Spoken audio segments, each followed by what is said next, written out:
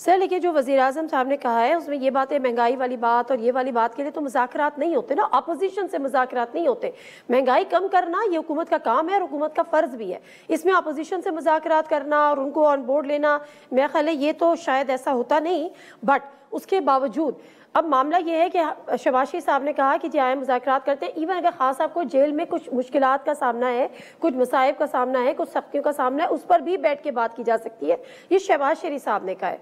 तो अब दूसरी तरफ वो ये कहते हैं कि एक तो आपके पास अथॉरिटी नहीं है, दूसरी अगर हम मुज़ाकरात करेंगे तो हमारा मैंडेट हमें वापस करें, तो फिर तो हम ना ही समझे।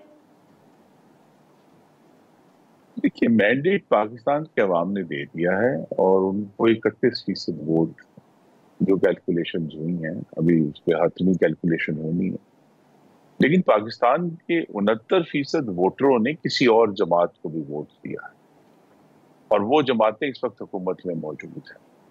तो मुज़ाकरात जो है वो 69 और 31 के दरमियान होने और उसके दरमियान उनका जितना वजन है उसके मुताबिक उनसे बात होगी। लेकिन इस किस्म के जो बिल्कुल ही गैर हकीकी मुतालबे हैं वो जारी रखें। उन्होंने तो वादे कह दिया कि जब तक जो है वो बानी चेयरमैन रिहा नहीं होते मुज़ाकरात नहीं होंगे। ये उनका एक नुक्ता नज़र है। हमारा नुक्ता नज़र यही है, मैं दोहरा देता हूँ, कि पाकिस्तान के अवाम के मफाद के लिए जहां भी मुज़ाकरात करने हैं हम 24 घंटे तैयार हैं। एक शख्स की रिहाई की सौदेबाजी हम नहीं करें।